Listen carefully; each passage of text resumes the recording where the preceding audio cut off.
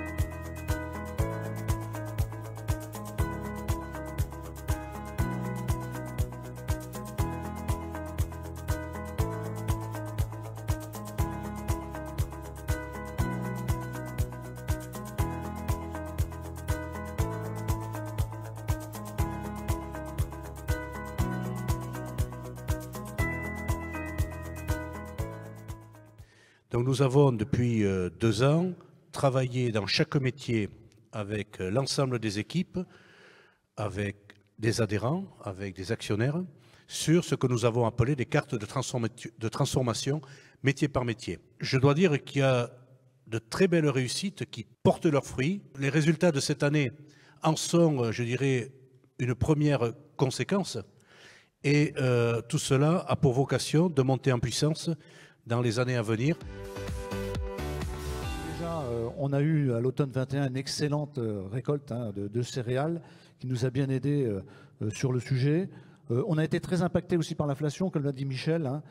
Ça a été exponentiel, que ce soit les consommables ou l'énergie.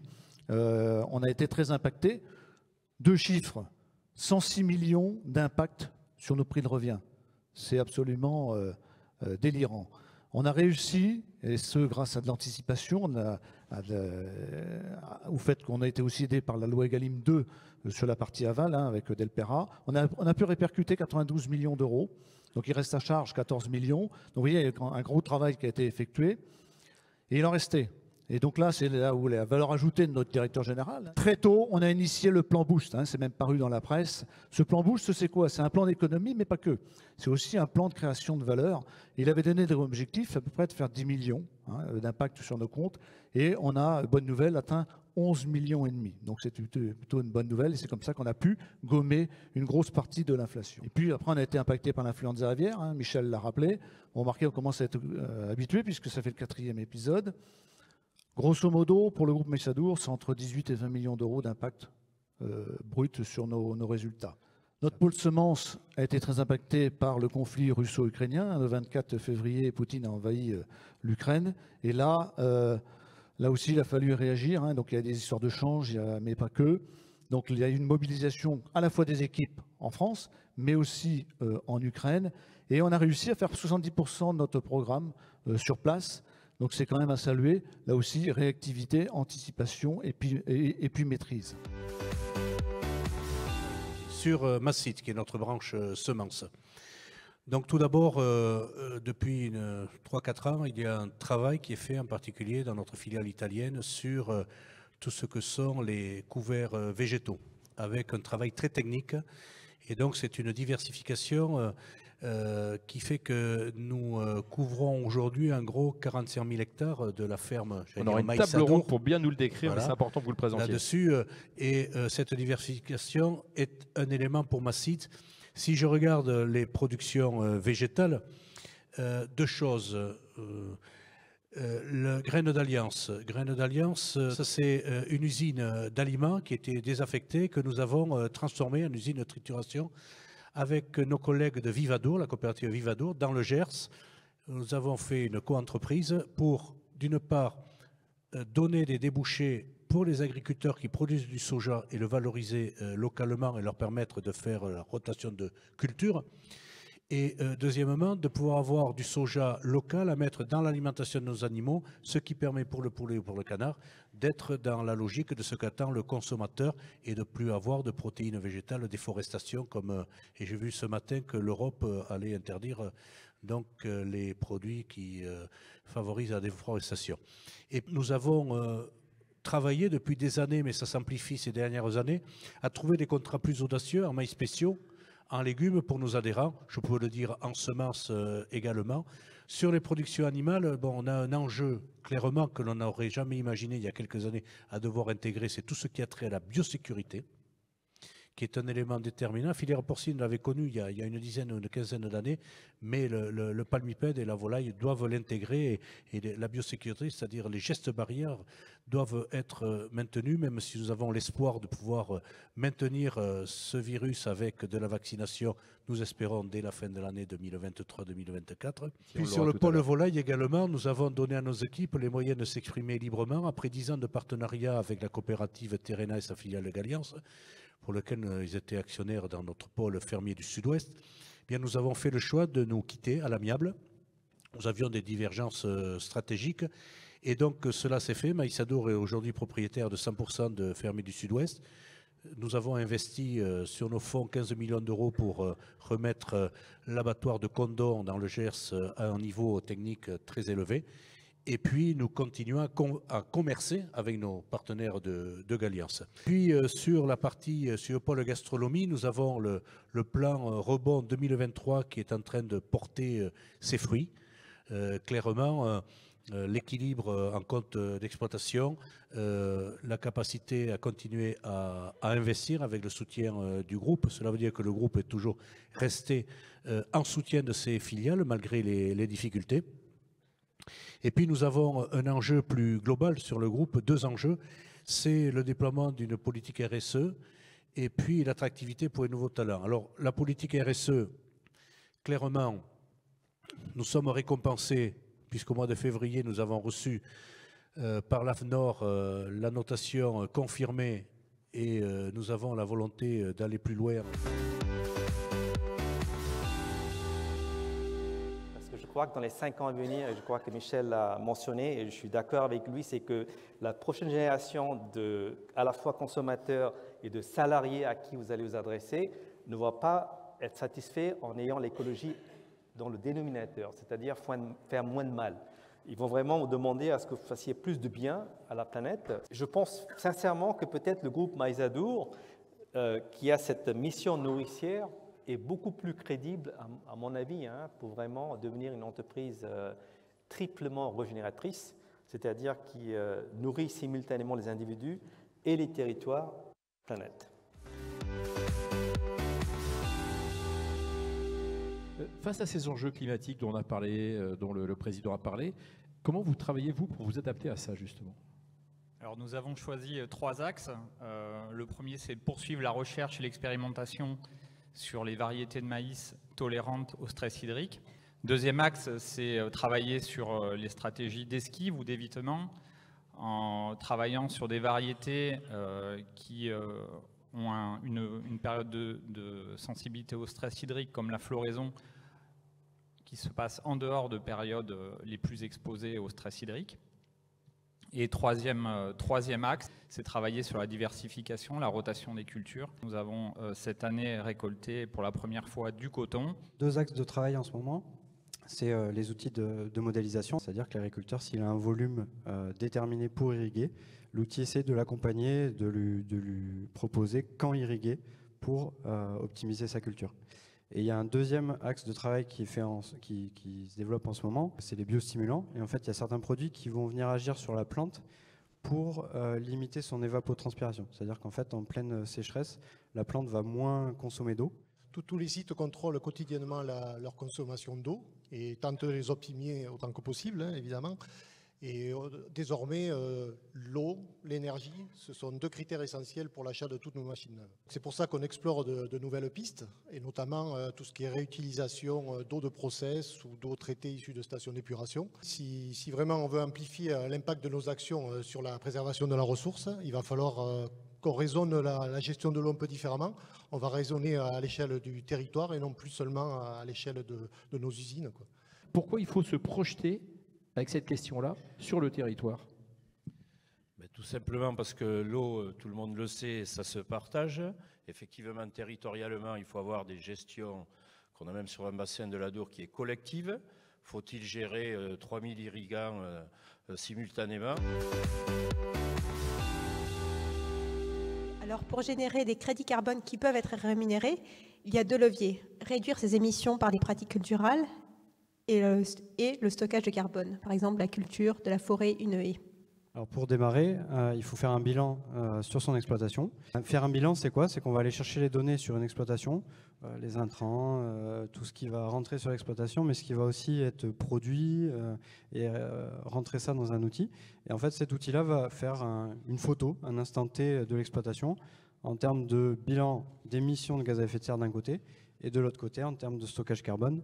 Et donc au final, l'un plus l'autre, le bilan net sur une exploite. Le bilan est subventionné et on peut proposer à l'agriculteur d'aller plus loin et donc d'être rémunéré pour ses efforts, ses pratiques qui vont venir soit moins émettre des gaz à effet de serre, soit stocker du carbone, soit les deux. L'agriculture fait face à de très nombreux défis, qu'ils soient climatiques, produire autant tout en consommant moins de ressources. Donc l'agriculture française est aujourd'hui en transition, les modes de production vers des modes de production plus durables et plus agroécologiques. Et donc Massids a développé une stratégie en 2 piliers. Le premier axe, c'est la diversification des cultures. Nous diversifions notre portfolio d'offres en semences qui est principalement basé sur le maïs et le tournesol, qui sont nos 2 espèces historiques et pour lesquelles nous avons des programmes de sélection, avec les espèces comme le soja, la luzerne, le colza et le sorgho. La deuxième voie stratégique de Massids est la proposition de mélange d'espèces qui sont donc des couverts végétaux et qui vont répondre aux nouveaux besoins qui proviennent de cette transition agricole. Est-ce que Maïs Adour a fait son bilan carbone? Alors oui, on est en cours, on est en train de faire le bilan carbone. On a commencé en septembre. On a déjà identifié les postes les plus contributeurs et sur l'ensemble de nos activités, de la semence, en passant par la culture, l'élevage, jusqu'au produit fini. On a déjà identifié les postes les plus contributeurs sur lesquels on doit agir. Cette stratégie aura 3 axes: la réduction de nos émissions de gaz à effet de serre, le développement des puits de carbone et le dernier axe, innover et s'adapter au changement climatique. Les groupes coopératifs comme Maïs Adour doivent s'emparer de ces sujets, et c'est ce qu'on fait, pour construire avec les agriculteurs, les adhérents, la stratégie qui nous permettra de valoriser nos filières.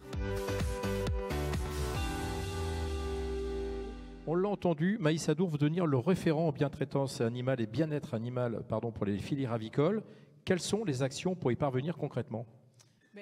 Nous avons plusieurs projets, des projets spécifiques et des projets communs aux filières avicoles. Nous sommes engagés dans la démarche d'étiquetage AEBEA avec les fermiers du Sud-Ouest. Donc pour cela, nous travaillons sur la standardisation de l'étiquetage 100% bien-être animal sur tous les produits conditionnés par les fermiers du Sud-Ouest en 2023. Pour les palmipèdes, qu'est-ce qu'on fait? On a mis en place un référentiel filière palmipède qui a été validé par un organisme tiers.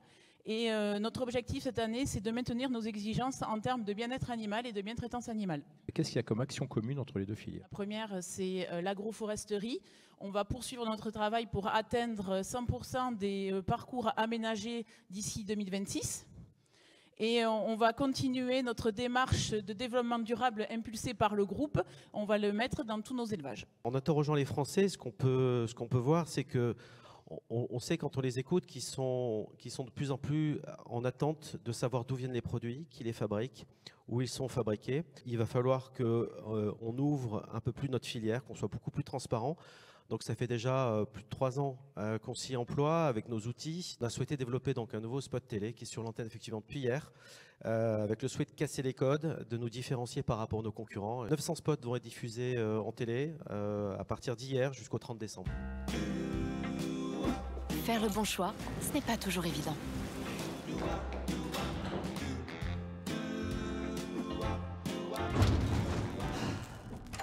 Salut maman, je t'ai apporté du foie gras. Du Delpera. Excellent choix. Issu d'un collectif d'éleveurs français et de 130 ans de savoir-faire, Maison Delpera. Excellent choix. Quelles sont les attentes de ce consommateur sur la volaille? Le chiffre clé, c'est 80% des consommateurs veulent savoir ce qui se passe en termes de santé, de respect de la santé de l'animal. Il y a une caution qualité qui est connue, reconnue par tous, plus de 95% là pour le coup de la population, c'est le label rouge. Donc tout ce qu'on veut, c'est parler label rouge, c'est expliquer ce que ça veut dire en termes d'élevage, de durée d'élevage, ce que ça veut dire en termes de plein air, de liberté, ce que ça veut dire en termes de densité, et on leur parle également de l'alimentation. En quoi elle vous concerne, cette question du bien-être des éleveurs, et comment elle est née maintenant chez Maïs Adour? Elle est née d'une initiative de Michael Dolé-Fayet, qui est jeune éleveur et nouveau président de FSO, qui a souhaité regrouper un petit groupe de jeunes éleveurs, dont je fais partie, pour réfléchir un petit peu aux conditions de travail que l'on avait au quotidien et essayer d'identifier un petit peu les problématiques qui aujourd'hui freinent l'installation de nouveaux éleveurs et du coup la pérennité de nos filières. Par rapport à ça, on a fait une première réunion dès l'an dernier qui nous a permis de poser le cadre de notre étude et identifier déjà une problématique assez importante qui était la juste récompense du travail que l'on faisait au quotidien. À Élevage Service, on a déjà travaillé sur ces problématiques-là, plutôt sur la partie palmipède, du fait des réglementations, du fait du sanitaire. Hein. Donc en fait, on a 3 exemples en tête. Le premier, c'est le logement collectif Palmistar, hein, qu'on avait regardé d'un point de vue ergonomique. On avait regardé aussi sur une chaîne d'alimentation qui s'appelle Starduck, où on a mis en place un système de retournement de la chaîne d'alimentation pour faciliter le nettoyage. Puis le dernier exemple, c'est un système de propulsion de litière qui s'appelle Propulstar, qui, je dirais, diminue les temps de paillage. Allez, il nous reste 1 minute, ça tombe bien. Laurent, on a parlé tout au long de cette journée au cœur d'un monde nouveau. L'élevage, il va où dans ce monde nouveau? Il y a beaucoup de sujets. Il y a des sujets notamment au travers d'opérations qui sont très compliquées, enfin qui sont compliquées, chronophages, qui sont le nettoyage des infections des bâtiments. Il y a aussi le suivi des animaux en élevage. Donc demain, ce qui serait intéressant, c'est de faire du monitoring, hein, c'est de faire du suivi à distance de tous les datas qu'on va pouvoir remonter de ces bâtiments. Et puis un dernier sujet qui est un peu plus récent, on va dire, qui est la pénibilité aujourd'hui chez nos éleveurs, hein, donc la pénibilité physique, qu'on pourrait peut-être regarder et améliorer avec des exosquelettes. Et moi, ce que j'ai entendu aujourd'hui, ce soir, c'est que finalement, vous êtes déjà très engagés en matière d'écologie, en matière de conservation d'eau et de bien-être animal. Donc je crois qu'il faut redoubler d'efforts, massifier ces initiatives qui sont déjà en cours, parce que toutes les études académiques montrent que ces entreprises qui ont su se réinventer durant une crise ressortent beaucoup mieux que les concurrents en fait dans l'après-crise. Comment cette contrainte, elle devient un atout et comment surtout psychologiquement, je me convainc, moi exploitant agricole, éleveur, que j'ai un atout? En fait, c'est le fait d'appartenir à une coopérative, hein, comme j'expliquais à Daniel, c'est qu'en fait la force vient du fait que vous êtes un réseau en fait. Et donc, vous n'êtes pas seul. Et c'est là, je crois qu'effectivement, j'ai donné des exemples hein, de partage de bonnes pratiques, etc., deviennent importantes. C'est le moment, effectivement, d'utiliser peut-être des outils numériques de collaboration, de sorte que finalement, si vous êtes un agriculteur qui souffre et qui est confronté à des contraintes, c'est comment, en fait, on peut obtenir des conseils d'autres agriculteurs. Donc, je crois beaucoup à ce partage de connaissances. C'est la Banque mondiale qui a montré, par exemple, dans le secteur agricole, si les agriculteurs partager les bonnes pratiques, ils pouvaient augmenter leur rentabilité de au moins entre 12 et 25%. Rien qu'en partageant les connaissances. Dans le groupe Maïs Adour, on traverse de nombreuses crises. On n'est pas les seuls. Nous sommes nombreux comme ça. Et cela, on a une volonté, c'est de toujours chercher une solution parce qu'il y a toujours une fenêtre d'espoir dans les différentes situations. Toujours. Si vous regardez dans les crises, il y a des gens qui sombrent et il y en a d'autres qui prospèrent. Donc il faut se mettre dans ceux qui prospèrent. Alors c'est facile à dire, beaucoup plus compliqué à faire, Mais je crois qu'on est en mesure, dans une coopérative, par la force collective, par la compétence des uns et des autres, d'y arriver. Tous ces débouchés qu'on a vus, ces segmentations de marché, on est capable d'y répondre. On est capable de démontrer qu'on peut faire des économies, des choses qu'on n'imaginait pas hier. Et qu'est-ce qu'on a encore sous les tiroirs? Moi, je suis sûr qu'on a plein de choses, parce qu'on est nombreux à réfléchir, les agriculteurs d'une part, mais toutes nos équipes. Et ça, je crois que des opportunités existent. Et demain, les enjeux de l'environnement qui vont rester, qu'il faut renforcer, et le carbone. L'illustration a été faite. Oui, la coopérative Maïs Adour est en mesure d'apporter des réponses.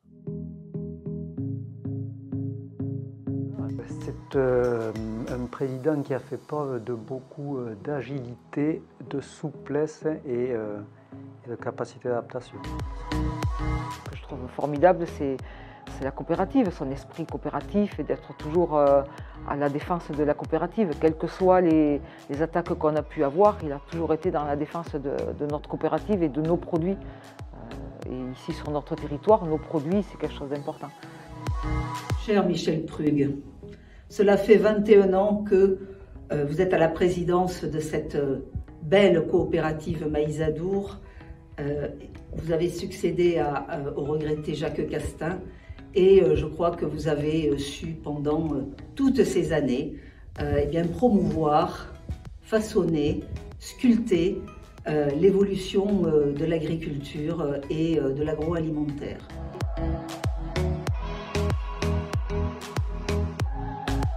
Qui aura marqué notre France agricole, agroalimentaire et bien sûr le mouvement coopératif. Ton histoire, Michel. D'abord, quelques mots sur l'homme. L'homme à l'accent chaleureux de ce territoire, l'homme très attaché à sa région, cette terre du Sud-Ouest, celle des Landes, que tu auras marquée de ton empreinte. La création de valeur, pour faire perdurer nos activités, c'est aussi porter la production le plus loin possible sur la chaîne pour capter cette valeur au profit des agriculteurs. Partout où tu as œuvré, ici à Maïs Adour, sur ton territoire, au niveau national, tu n'as eu de cesse de rassembler, avec la conviction que la dynamique collective nous permet d'aller plus loin. Très sincèrement, très amicalement et très chaleureusement, merci Michel. Oui, on a beau se faire une carapace, se dire qu'il ne faut pas laisser l'émotion prendre le dessus. Et moi, je commence par vous dire merci parce que tout ce que vous venez de retracer, vous l'avez adressé à ma personne. Or, moi, je n'ai fait, et je le dis souvent, je n'ai fait qu'essayer d'incarner un collectif. Vous voyez, entre les comptes rendus de l'année écoulée, les enjeux par métier qui nous ont été présentés, les réflexions, les projets traités dans les tables rondes, ainsi que le regard extérieur de notre invité, soyons conscients que nous pouvons aborder le futur avec ambition et pragmatisme. Je dirais également que dans les débats qui agitent notre société, la coopérative est un des chemins les plus courts entre producteurs et l'ensemble des consommateurs. Ce que je retiens de cette rétrospective, c'est qu'à chaque époque, nous avons eu des contextes différents. Et les décisions, bonnes ou mauvaises, découlent de ces situations. Avoir des regrets sur les décisions, non. Je pense que personne ne doit avoir des regrets, simplement avoir la conviction que tout ce que l'on pouvait donner a été donné au moment opportun. Et la coopérative, pour nous, agriculteurs dans nos exploitations, nous en sommes les propriétaires, mais pour nous c'est un moyen. C'est un moyen pour développer collectivement ce qui ne serait pas possible de faire individuellement à la seule échelle de sa propre exploitation. Et quand vous tous adhérents, vous nous confiez ce mandat de dirigeant, d'administrateur, notre question doit rester toujours la même. Pourquoi et pour qui? Rassembler, pour moi je prends le mot ensemble. Ensemble qui sonne à mon oreille, c'est ce mot que Raymond Lacombe utilisait avec son ton rocailleux de l'Aveyron et qui est à lui seul l'expression de ce que doit être notre action. Je veux tout simplement terminer, vous remercier. Vraiment vous remercier pour l'hommage que vous m'avez rendu. Je vous le dis, il n'est pas mérité, ou s'il est mérité, il ne peut pas être pour un seul homme, il est pour un groupe de personnes. Longue vie aux coopératives agricoles, belle réussite à Maïsadour, car vous l'avez compris, la transition est déjà préparée et je souhaite pleine réussite à toutes les équipes qui vont se succéder. Et encore à tous, merci pour la confiance que vous m'avez accordée pendant toutes ces années.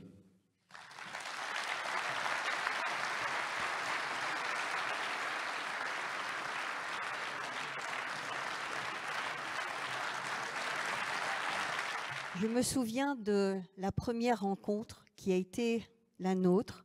J'ai tenu à avoir ce contact très rapidement. Vous qui êtes à la tête de la première entreprise privée des Landes.